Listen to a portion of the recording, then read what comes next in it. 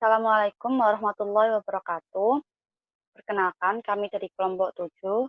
Di sini kami akan mempresentasikan tugas analisis regresi non-parametrik kami yang berjudul Pemodelan Persentase pada Balita Stunting yang dipengaruhi oleh persentase ibu hamil berisiko kurang energi kronis atau KEK di Indonesia pada tahun 2018 dengan pendekatan regresi non-parametrik berdasarkan estimator lokal linier.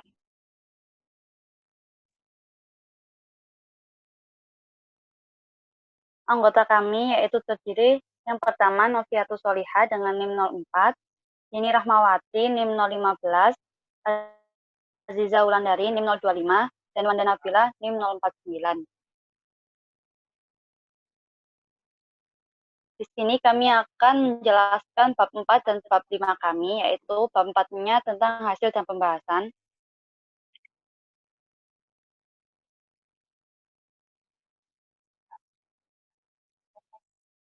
Di mana bab 4 kami berisi tentang yang pertama yaitu statistika deskriptif, yang kedua pemodelan persentase balita stunting terhadap persentase ibu hamil berisiko KEK, dan yang ketiga estimasi dan interpretasi model. Langsung saja, yang pertama yaitu statistika deskriptif. Persentase ibu hamil berisiko KEK dan bayi yang mengalami stunting pendek berdasarkan provinsi di Indonesia pada tahun 2018 dapat dideskripsikan dengan statistika deskriptif untuk menggambarkan kondisi ibu hamil berisiko KEK dan bayi stunting berdasarkan provinsi di Indonesia secara umum. Grafik persentase ibu hamil berisiko KEK dan bayi yang mengalami stunting pendek bisa kita lihat sebagai berikut plotnya.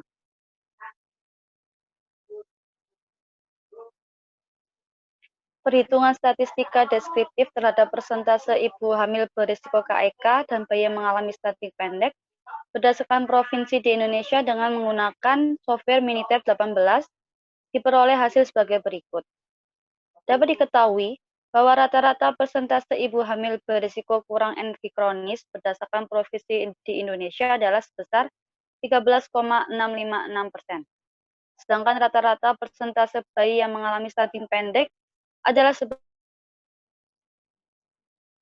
19,159%.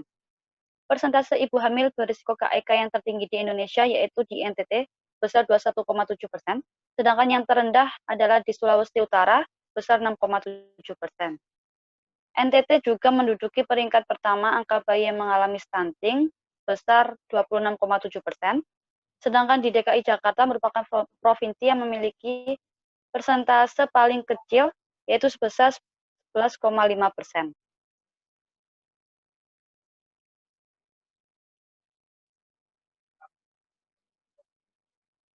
Selanjutnya yaitu pemodelan persentase balita stunting di Indonesia yang dipengaruhi oleh persentase ibu hamil berisiko KEK.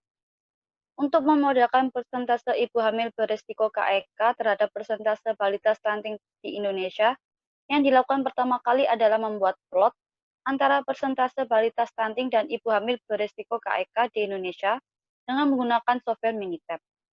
Pola hubungan antara variabel respon Y persentase balita stunting dengan variabel prediktor X persentase ibu hamil berisiko KEK dapat dilihat pada gambar berikut.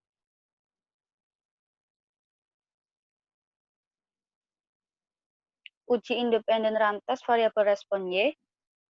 Sebelum melakukan pengujian analisis dan pemodelan regresi non-parametrik, data yang digunakan harus saling independen pada setiap observasi. Untuk menguji independensi antar hasil pengamatan, digunakan uji rantes dengan software Minitab. Berikut hipotesisnya yaitu yang pertama, H0, data persentase balita stunting independen atau saling bebas, dan untuk hipotesis alternatifnya yaitu data persentase balita stunting dependent atau tidak saling bebas. Di sini kita menggunakan alfa sebesar 5% atau 0,05. Berdasarkan output uji independen rantes, didapatkan nilai p-value-nya sebesar 0,455 lebih dari nilai alfanya, jadi keputusannya tidak dapat menolak H0. Sehingga dapat ditarik kesimpulan bahwa data persentase balita stunting independen atau saling bebas. Karena data yang digunakan telah independen, maka analisis regresi non-parametrik dapat dilakukan.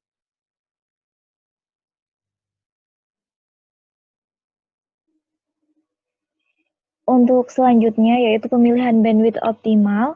Dalam penelitian ini, nilai bandwidth dapat diketahui berdasarkan metode cross-validation atau kita sebut dengan CV yang didapatkan melalui perhitungan menggunakan software R. Kemudian diperoleh output di mana nilai bandwidth optimal dengan metode CV sebesar 1,49942, nilai MSE sebesar 7,6500874, nilai R kuadrat sebesar 0,1673442, yang mana dapat diartikan bahwa persentase ibu hamil berisiko KEK atau kurang energi kronis berpengaruh terhadap persentase balita stunting sebesar 16,73%, sedangkan sisanya dipengaruhi oleh variabel lain di luar model regresi.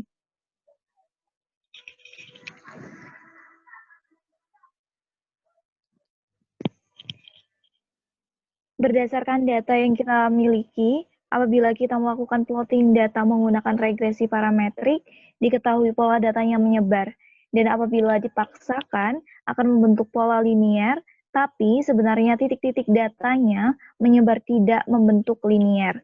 Kemudian pada regresi non-parametrik, diketahui plotnya hampir mengikuti titik-titik aslinya, sehingga regresi non-parametrik baik digunakan pada data ini.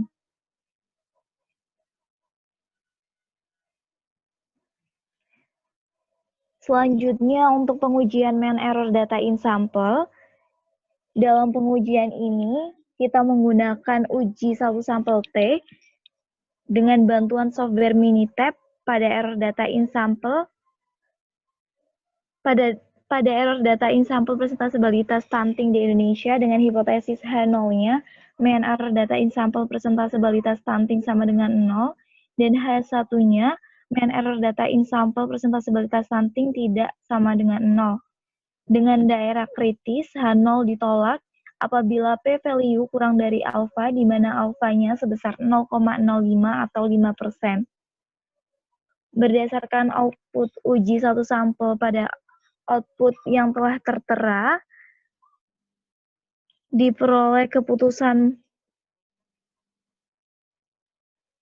terima H0 karena p-value sebesar 1,00,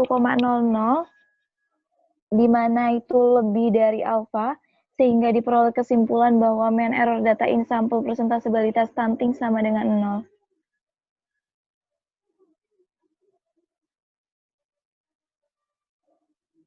Kemudian ini untuk regresi non-parametrik dan juga parametrik, diketahui bahwa nilai MSE pada regresi parametrik sebesar 9,387, sedangkan pada regresi non-parametrik sebesar 7,6500874. Kemudian pada regresi non-parametrik diperoleh nilai R kuadrat sebesar 0,1673442 atau setara dengan 16,73%. Untuk yang regresi parametrik sebesar 8,50%. Sehingga dari data tersebut diketahui bahwa regresi non-parametrik baik digunakan pada data ini.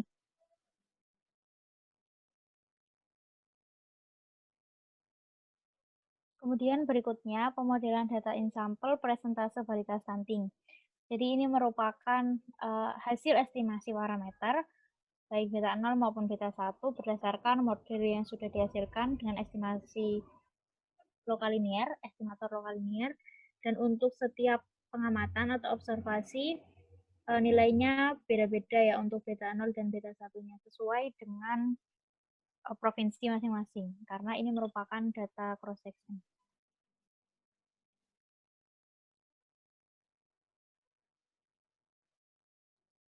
Untuk selanjutnya, contoh pemodelan data in sample presentase balita stunting. Jadi karena kita menggunakan estimator lokal linear, untuk pemodelannya dirumuskan Y topi sama dengan beta 0 kali X0 ditambah beta 1 dikali X0 kemudian dikali dengan X min X0. Kita ambil contoh pada observasi pertama atau data pertama. X1 nilainya 6,7 yang merupakan presentase ibu hamil berisiko KEK di Provinsi Sumatera Utara. Diperoleh nilai X beta 0, beta 1 yang bisa dilihat pada tabel nomor 1. Dan kemudian untuk Y-topi satunya sama dengan 116,0578. Ini diperoleh dari beta 0, 17,32206 dikali dengan 6,7. Kemudian ditambah 2,0883 yang diperoleh dari beta 1, 0,3117 dikali dengan 6,7. Kemudian dikali X min X0. X0-nya adalah 6,7 pada interval 5,2 sampai 8,2. 5,2 ini diperoleh dari 6,7 dikurangi dengan bandwidth optimal 1,499 atau sekitar 1,5, dan kemudian batas atas interval 8,2 yang merupakan hasil dari 6,7 ditambah bandwidth optimal 1,5. Kemudian contoh kedua, X24 sama dengan 15,4 merupakan persentase ibu hamil berisiko KEK di Provinsi Sulawesi Tenggara. Untuk Y-topi 24-nya sama dengan 313,4335 yang diperoleh dari perkalian beta 0 20,352 dikali dengan X-nya 15,4, kemudian ditambah dengan 1,472 merupakan perkalian dari 0,095 beta satunya dikali dengan X0 15,4 dikali X min X0 15,4 pada interval 13,9 sampai 16,9. 13,9 ini diperoleh dari 15,4 dikurangi bandwidth optimalnya 1,5 dan batas atasnya 16,9 merupakan hasil dari 15,4 ditambah bandwidth optimal 1,5.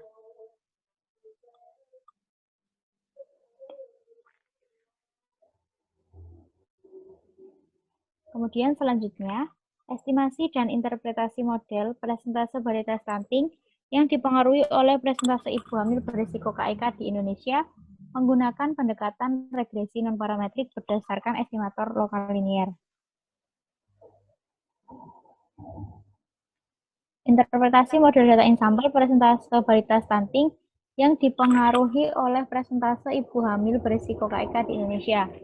Ini merupakan nilai yang sudah dicari tadi ya untuk Y1 topi dan Y-topi 24. Untuk interpretasinya yang pertama untuk X1 6,7 dengan model Y1 topi sama dengan 116,0578 ditambah 2,0883 dikali X min 6,7. Interpretasinya adalah ketika angka ibu hamil berisiko KEK naik 1%, maka akan mengakibatkan angka presentase varietas stunting naik sebesar 2,0883 atau sebesar 2,1% pada interval 5,2 sampai 8,2 di Provinsi Sumatera Utara. Kemudian untuk interpretasi yang kedua, X24 diperoleh Y-topi 24-nya sama dengan 313,433582 ditambah 1,47209 dikali X min 15,4. Ini interpretasinya apabila angka ibu hamil berisiko KEK naik 1%, maka akan mengakibatkan angka presentase varietas stunting naik sebesar 1,47% di Provinsi Sulawesi Tenggara pada interval 13,9 sampai 16,9.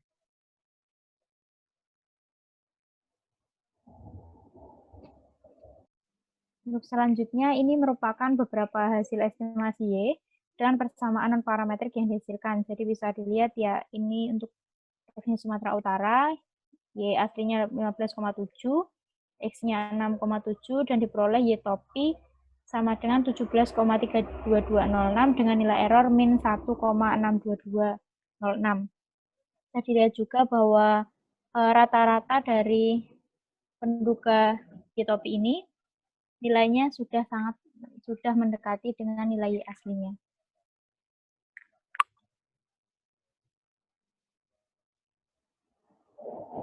Ya, selanjutnya adalah validasi data out sample presentase varietas stunting yang dipengaruhi oleh presentase ibu hamil berisiko KEK di Indonesia. Untuk data out sampelnya sendiri, kita mengambil 6 provinsi dari 34 provinsi yang ada di Indonesia, yaitu ada Provinsi Banten, Jawa Timur, Lampung, Jawa Tengah, Nusa Tenggara Timur, dan Papua. Dari hasil estimasi Y-topi dapat dilihat Pada Provinsi Banten didapatkan nilai Y-topi sebesar 18,16144 dan nilai Y sebesar 17. Pada Provinsi Jawa Timur didapatkan nilai Y-topi sebesar 18,16144 dan nilai Y asli yaitu 19. Dari sini diketahui bahwa nilai estimasi Y-topi hasilnya tidak jauh berbeda dengan nilai Y yang aslinya. Selanjutnya dapat dilihat pada plot persentase ibu hamil berisiko KEK yang dipengaruhi oleh persentase balita stunting di Indonesia pada tahun 2018. Ini untuk data outsample dapat dilihat pada gambar yang plot hitam-hitam itu merupakan nilai aslinya dan garis merahnya itu menunjukkan estimasinya. Berdasarkan pengolahan data menggunakan software R, didapatkan nilai bandwidth optimal dengan metode CV sebesar 1,4999942 dan nilai MSE sebesar 6,835339 dan nilai R kuadrat yaitu 0,3585188 atau sebesar 35,85%.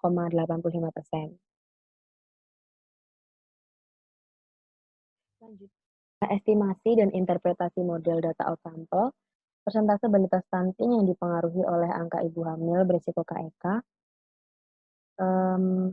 Untuk estimasi modelnya sendiri, kita mengestimasi X29 sampai X34.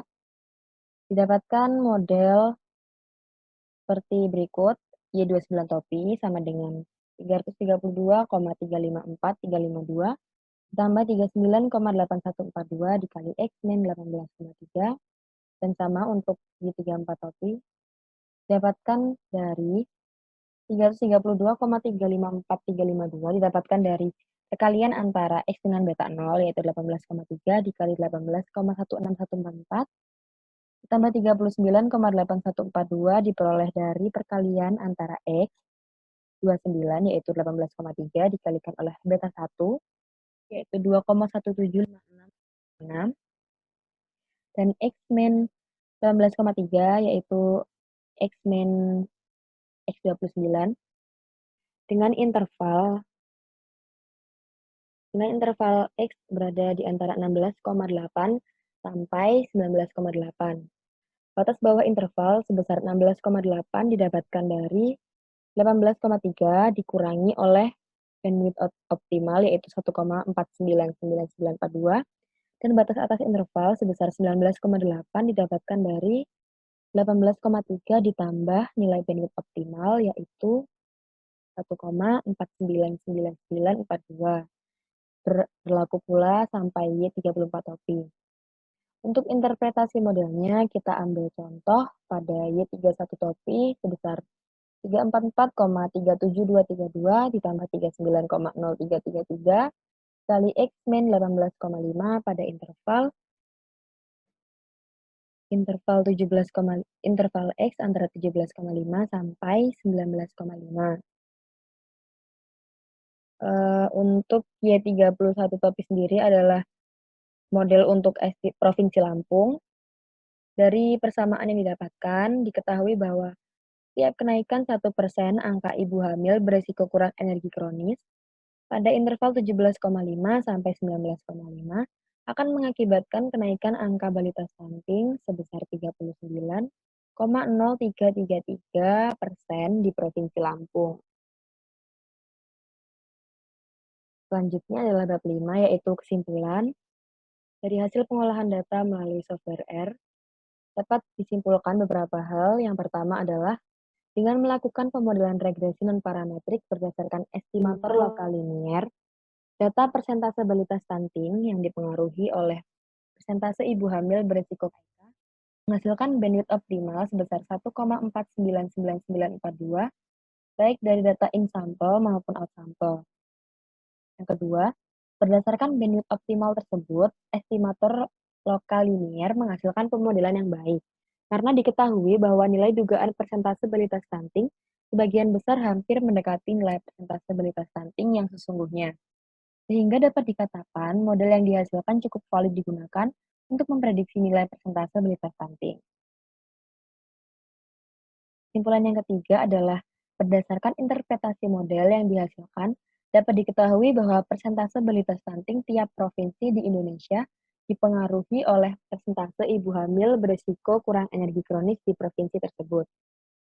Dan kesimpulan yang terakhir yaitu, tiap bertambahnya angka persentase ibu hamil berisiko kurang energi kronis akan mempengaruhi bertambahnya angka persentase balita stunting di sebagian besar provinsi Indonesia. Berikut adalah sekian presentasi dari kelompok 7. Mohon maaf apabila ada kesalahan. Terima kasih.